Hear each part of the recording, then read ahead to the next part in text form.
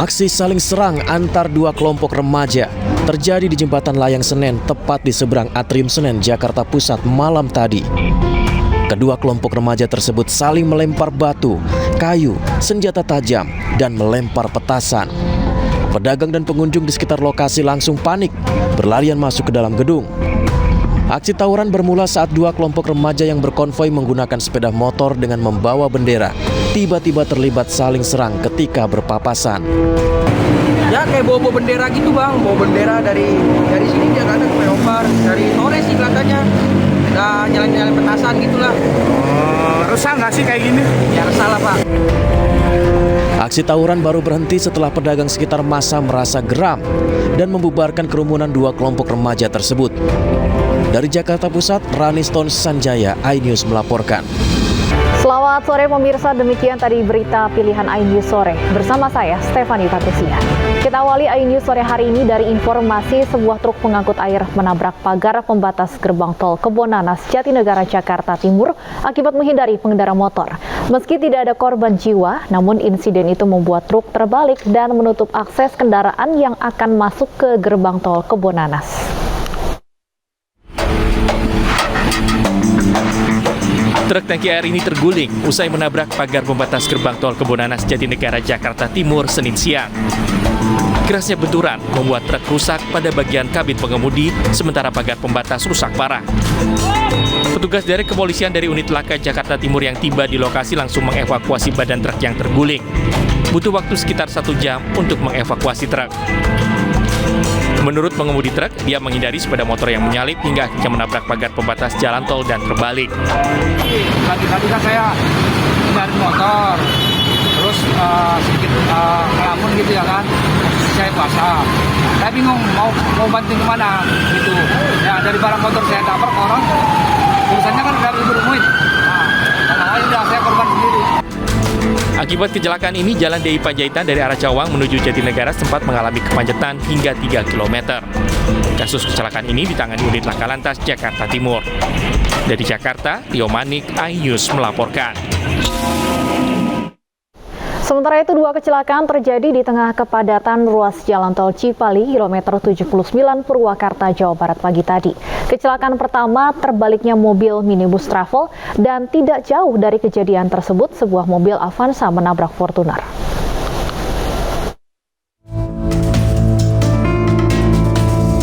Padatnya arus lalu lintas di jalan tol seperti di tol Cipali daerah Cempaka, Purwakarta menuntut pengendara berkonsentrasi tinggi.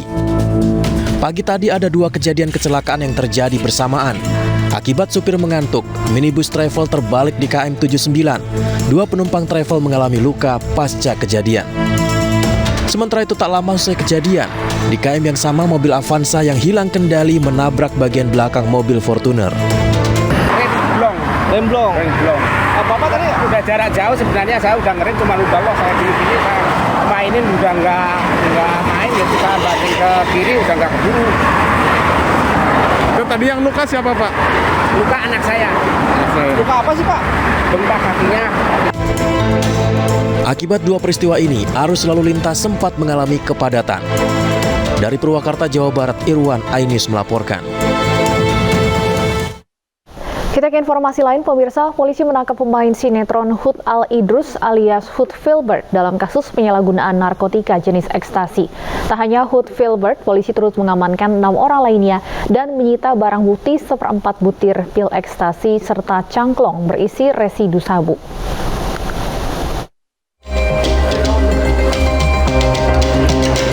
Hud Al Idrus alias Hud Filbert beserta ke-6 orang rekannya ini ditangkap petugas Satuan Reserse Narkoba Polres Metro Jakarta Barat saat pesta narkoba di salah satu apartemen di kawasan Permata Hijau, Jakarta Selatan.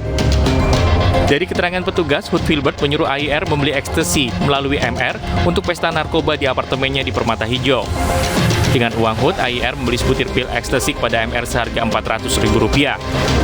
Hud Filbert ditangkap bersama 6 orang yang terdiri dari 2 laki-laki dan 4 orang wanita dengan barang bukti 1/4 butir pil ekstasi warna hijau dan cangklong berisi residu sabu seberat 0,17 gram. Dari hasil pemeriksaan, ke-7 orang tersebut positif narkoba. TKP pertama di sebuah pos di Jalan Sawo Bawah, Cipete Baru, Kebayoran Baru, Jakarta Selatan. Di mana dari TKP ini ditemukan satu alat hisap sabu beserta satu buah cangkong bentuk kaca yang berisi residu narkotika jenis sabu. Polisi masih memburu pria berinisial F yang diduga sebagai penjual ekstasi. Polisi juga masih mengembangkan kasus ini karena diduga ada artis lain yang terlibat. Para pelaku dikenakan pasal 127 ayat 1 huruf A, Undang-Undang RI nomor 35 tahun 2009 tentang narkotika dengan hukuman 4 tahun penjara. Dari Jakarta, Miftahul Gani, iNews melaporkan. Terdakwa anak dalam kasus penganiayaan David Ozora, AG, mengajukan banding atas vonis yang ia terima. Sebelumnya AG dijatuhi hukuman 3,5 tahun penjara oleh Majelis Hakim Pengadilan Negeri Jakarta Selatan.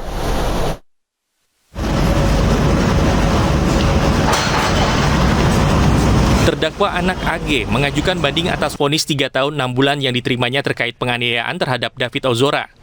Permohonan upaya hukum banding ini diajukan melalui kuasa hukum AG pada hari ini, Senin 17 April 2023. Jaksa penuntut umum juga mengajukan banding atas vonis tersebut. Setelah terdata masuk upaya hukum, yaitu pengajuan permohonan banding yang dilakukan oleh penasihat hukum terdakwa anak AG, yang mana pernyataan banding tersebut langsung dilakukan penasihat hukumnya ke Pengadilan Negeri Jakarta Selatan di Kepaniteraan Pidana. Sebelumnya terdakwa anak AG divonis hukuman 3,5 tahun penjara dalam kasus penganiayaan David Ozora. Hakim menyatakan AG terbukti secara sah bersalah dan terlibat dalam penganiayaan yang dilakukan Mario Dandi kepada David. AG akan menjalani masa tahanan di Lembaga Pembinaan Khusus Anak atau LPKA. Sementara itu, David Ozora diperbolehkan pulang dari rumah sakit pada hari Minggu kemarin. Tim dokter merujuk David untuk melanjutkan perawatan di rumah karena masa kritis sudah dilalui. Meskipun demikian, David masih harus menjalani terapi kognitif dan motorik selama 6 bulan ke depan. Dari Jakarta, Tim Liputan iNews melaporkan. Penyidik Komisi Pemberantasan Korupsi menggeledah ruang kerja Wali Kota Bandung tersangka korupsi pengadaan CCTV dan jaringan internet. Dengan didampingi Sekretaris Daerah Kota Bandung, Emma Sumarna, sejumlah petugas Komisi Pemberantasan Korupsi memeriksa ruang kerja Wali Kota Bandung Yana Mulyana di Balai Kota Jalan Wastu Kencana, Kota Bandung, Senin siang. Pemeriksaan ini terkait dengan penangkapan Wali Kota Bandung Yana Mulyana bersama sejumlah pejabat Dinas Perhubungan Kota Bandung atas dugaan tindak pidana korupsi pengadaan CCTV dan jaringan internet di Dinas Perhubungan. Sebelum masuk ruangan, Sekretaris Daerah Kota Bandung Emma Sumarna mengingatkan awak media untuk tidak ikut masuk ke ruang Wali Kota Bandung.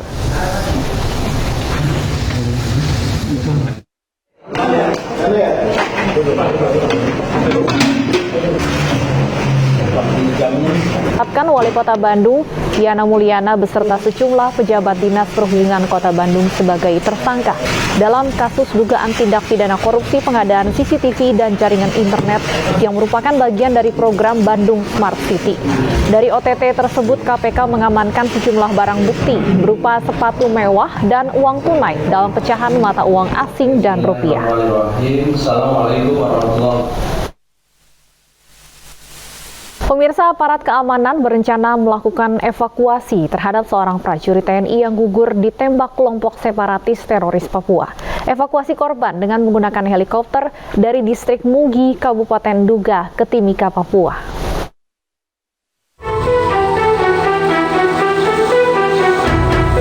Panglima TNI Laksamana Yudo Margono dan rombongan tiba di Bandara Moses Kilangin sekitar pukul 14.50 waktu Indonesia Timur. Panglima dan rombongan langsung menuju ke pangkalan TNI AU Yohanis Kapiau. Laksamana Yudo Margono ke Timika, Papua pasca kontak tembak antara TNI dan kelompok separatis teroris di wilayah Mugimam, Kabupaten Duga, Papua Pegunungan Sabtu lalu.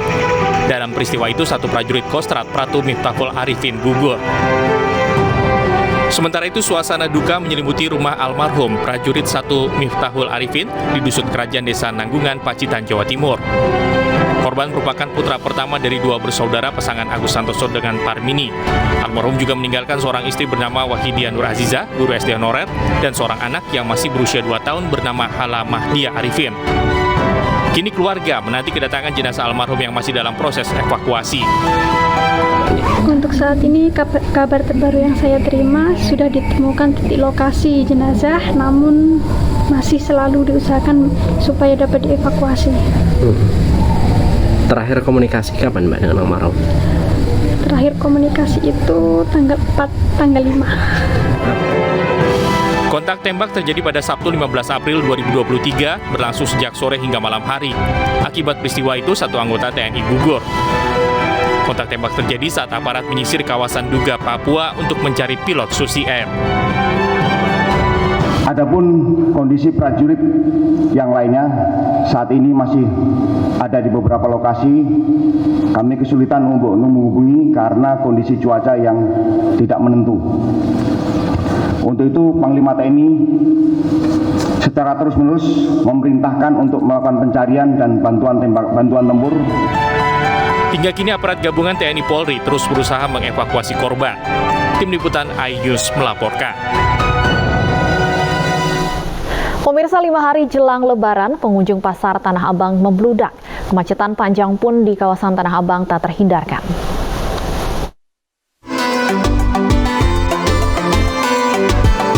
Pengunjung pasar Tanah Abang membludak jelang Hari Raya Idul Fitri.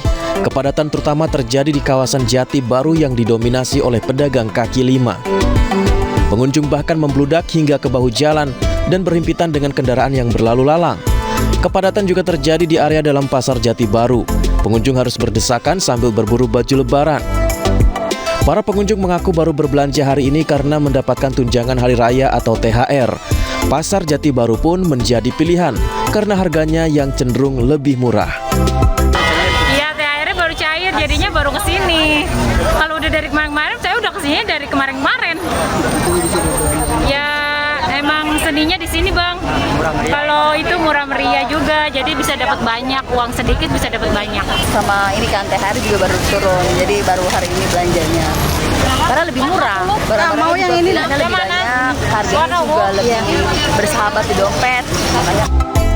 Meski volume pengunjung meningkat signifikan, namun para pedagang mengaku omset yang mereka dapatkan menurun dibandingkan tahun lalu.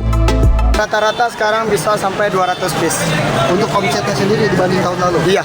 Dibanding tahun lalu? Dibanding tahun lalu mungkin omsetnya masih menurun. Membludaknya pengunjung pasar Jati Baru juga menyebabkan kemacetan panjang.